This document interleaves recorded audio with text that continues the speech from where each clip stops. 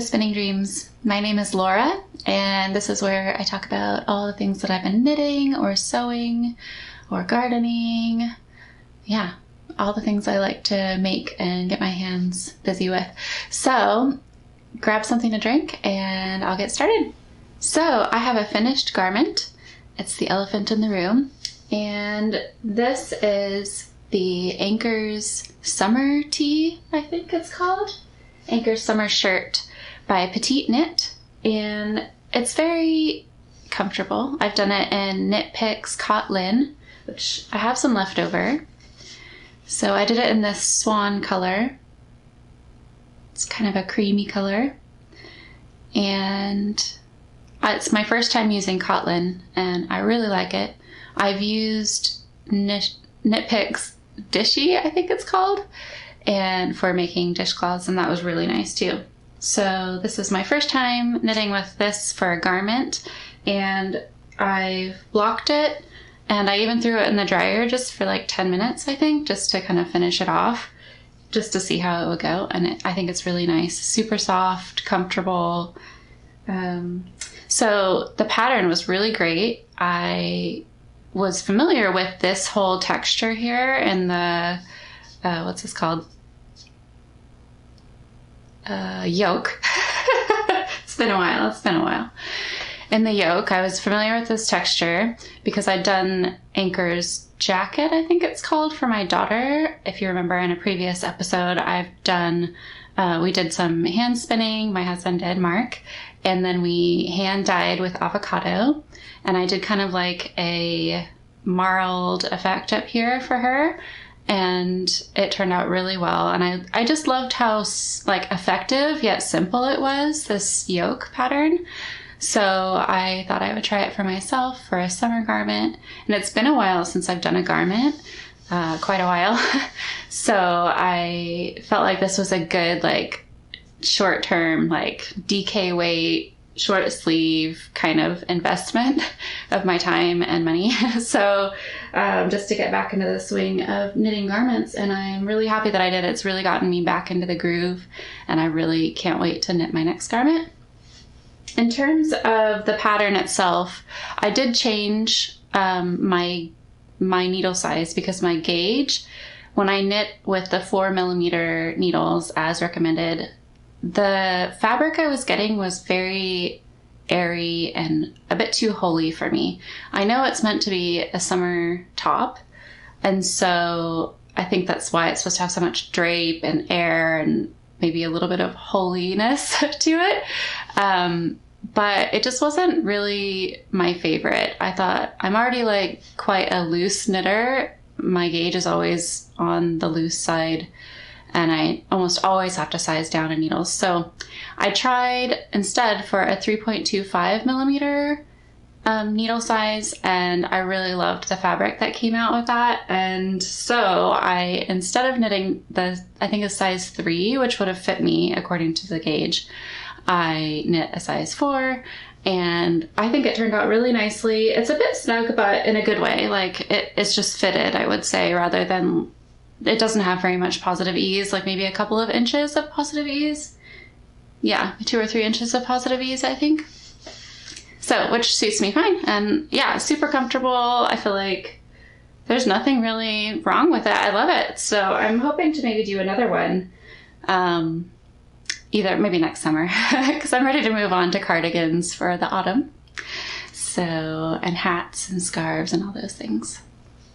So yeah, that's the Anker's Summer Shirt.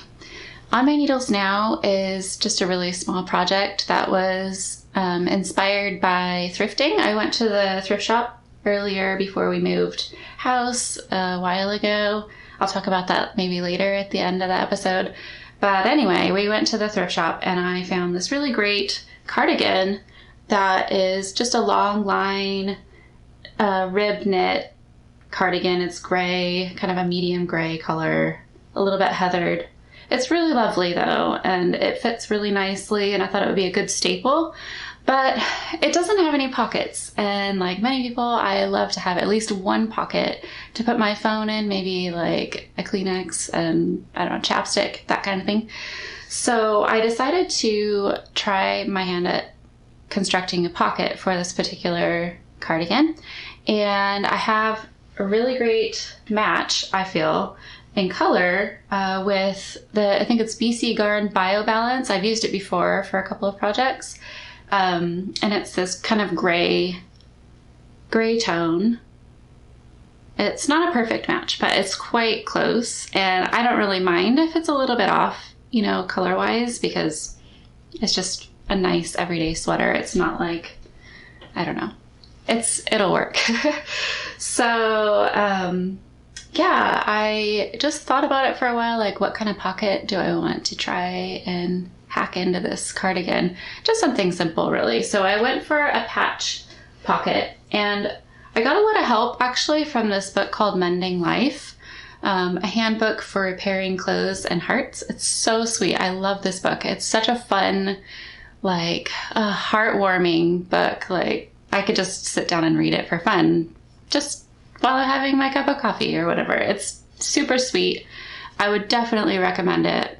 It's got some really great tips, and it had a section on pockets. So I can't find the section right now, of course, but I recommend looking through that. So I used some advice from there, and I want to try some of their mending techniques as well on our clothes, because I love the idea of mending. It's such a great way to preserve memories, and I get kind of attached to my clothes. Certain pieces, I just love them because they work so well, or I have a lot of cool experiences in my clothes sometimes in my past, and I'm like, oh, I really want to just hang on to this and remember it. So, and I know my husband feels the same way, so I kind of want to mend his clothes, and now my daughter, I want to keep her clothes going for as long as possible. And anyway, all that to say, pick up that book if you're into mending or like hacking clothes that you already have. So here's the pocket without further ado. And it's just a 1x1 rib. And so far it's just almost as long as my phone. So I'm just going to go a bit beyond my phone, like maybe half an inch beyond my phone size length. And then I'm going to kind of just bind off. And then I will, I think, probably just slip stitch it to the cardigan. I will let you know how that goes and what I end up doing. But as far as I know now, that's probably what I'll end up doing. And I'll block it first and kind of get it to relax a bit, because right now it's really snugged up, and I don't think I'm gonna like force it into any kind of measurement. I'm just gonna keep it really relaxed overall. Yeah, so that's what I'm working on right now. I've also been doing some sewing, and mainly for my daughter. I've done a couple of dresses, and I've used the pattern, I think it's Mackinac Island. Ooh, I'm not positive about how to pronounce that, but I think it's Mackinac by Little Lizard King. You can find this on Etsy. There's so many gorgeous dresses on that, in that shop. I had such a hard time choosing, so definitely recommend that. But I chose this one, and here's one of the dresses.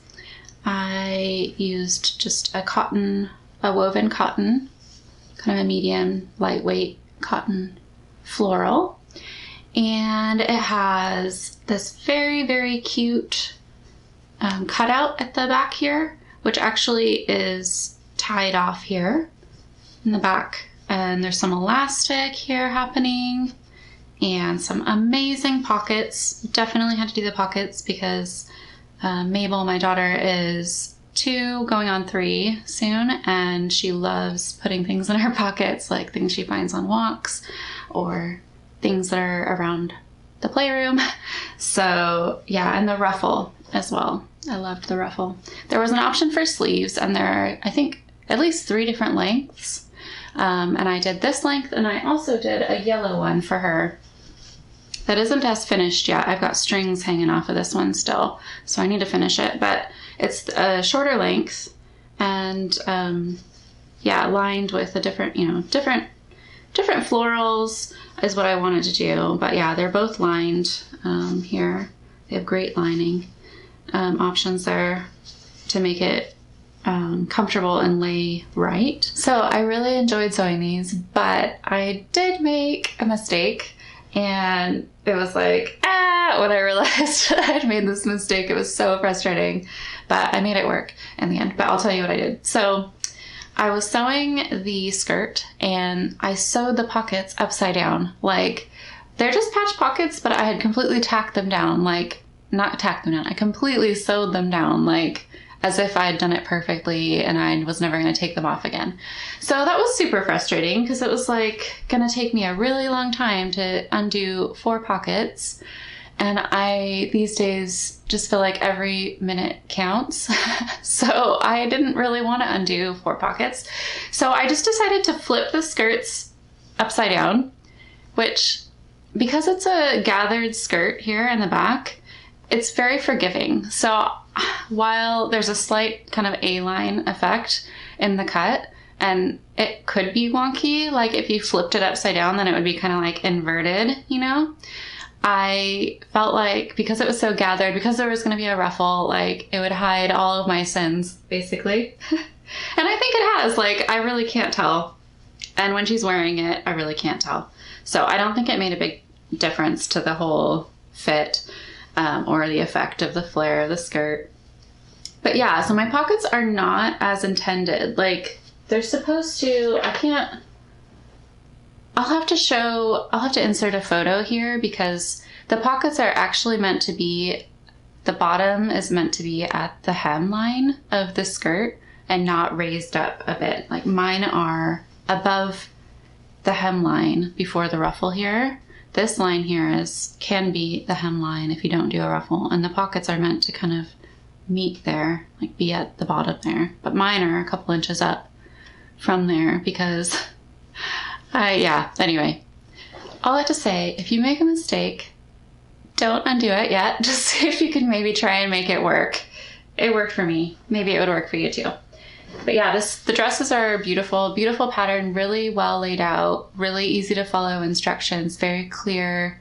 I definitely would do another one of those patterns, and I maybe even later this year or next year. So yeah, that's the Mackinac Island dress. I've also been hankering for some quilting in my life. I really love quilting, and it just brings that homey feel to a home. And as I mentioned briefly, we've moved, and I just feel like it adds a whole dimension of coziness to the house. So this isn't something that I can cozy up with. It's just a doll quilt, but it's gotten me back into quilting this year, and I really enjoyed this process because it's a new process to me. This is a quilt as you go technique that I used, and it's a log cabin. And right now it's just been basted with pins, with quilting pins. So it's not quilted yet, but this is the quilt top, the batting, and the backing. So it's a quilt sandwich ready to go for quilting. And the quilt as you go method is really cool. I will link to some other examples or like some tutorials down below because it was new to me. I'd heard of it before, but I had never really looked into it.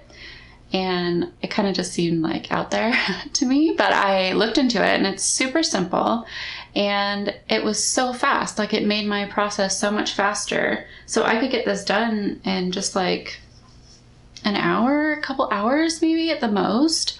So that was great. Like, I like quick right now these days. So basically I'll try and give a little explanation, although it'll be probably better getting your information from somebody who's done this before. This is my first time. But basically you're sewing each of your squares to your batting in the design that you want to be doing. So I, just started doing the log cabin design, which I've done before. But instead of sewing the pieces to each other, like instead of piecing it together, I pieced it to the batting. So you're kind of quilting, tacking your fabric to your batting, adhering it to your batting as you go, which then secures your top quilt top to your batting. So kind of eliminates a step or just makes it stronger. It's just quicker too.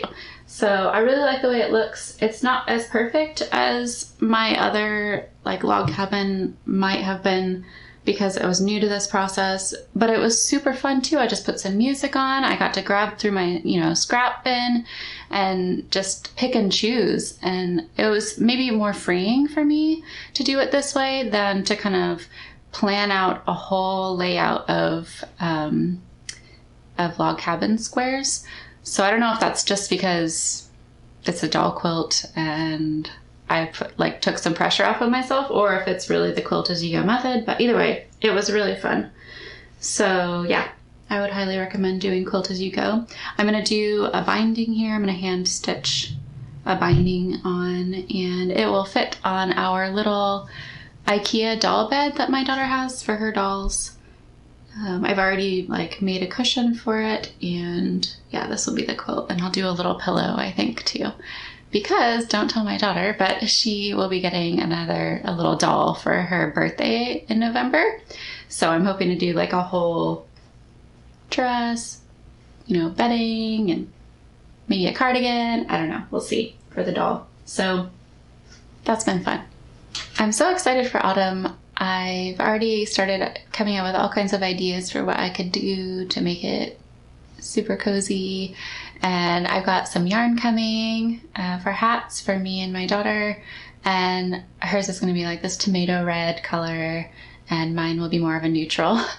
And she wants mittens and probably a scarf too. I don't know if I'll do all of that. I'd love to do another shawl, and I want to get some sweaters on the needles too. So I don't know what I'll end up doing, but I just have all this energy, autumn energy for knitting. So I'm hoping to get it out as much as I can onto the needles. And then I also am really hoping to make a dress for myself, hopefully soon. I've got things printed out, instructions printed out for the hinterland dress, which I already have fabric for. It's a lovely rust color. It's a cotton gauze. And I fully intended to make this when I was living in Wales, but it didn't work out. So I'm still wanting to do it, and I'm ready. Hopefully this season I'll be able to start making that, start working on it step by step. So yeah, those are the main things that I'm thinking about. I want to make some wintry pajamas for my daughter as well. And I have fabric for that as well. So stay tuned. Hopefully I will start making some more of these things. We'll see what ends up happening. So yeah, I mentioned that we moved, and we were living in Oregon, and we've moved to Washington State to be near my aunt and her family. And we're in the Kitsap Peninsula, and it's really beautiful here. We're really enjoying the area, the mountains and the trees and the water. We live near the water, and our house is really lovely. We have a beautiful garden that we can go and relax in, and Mabel can run around in. So we're really, really grateful for that. We were previously in a flat in an apartment, and that, while we got outside fine and there were places to walk, it just wasn't the same as having your own space. So we're really grateful. And we found our libraries, and we found our local parks. So we feel like we're settling in. And I've been to a couple of local yarn shops, and that has been so fun to see. And hopefully I'll be able to get to a couple of crafting events or something at these shops or in the area. So I feel like it's been a really good move for us. And I love the landscape here. And now that we're coming into autumn, all the trees are changing color, and it's so beautiful, and it's really inspiring me. So I can't wait to make more autumnal things, and hopefully be able to share that here with you. And I hope you're enjoying your autumn, or whichever season you're coming into if you're in the Southern Hemisphere. And yeah, I hope you're finding all the fun making to be relaxing and enjoyable. See you next time. Bye.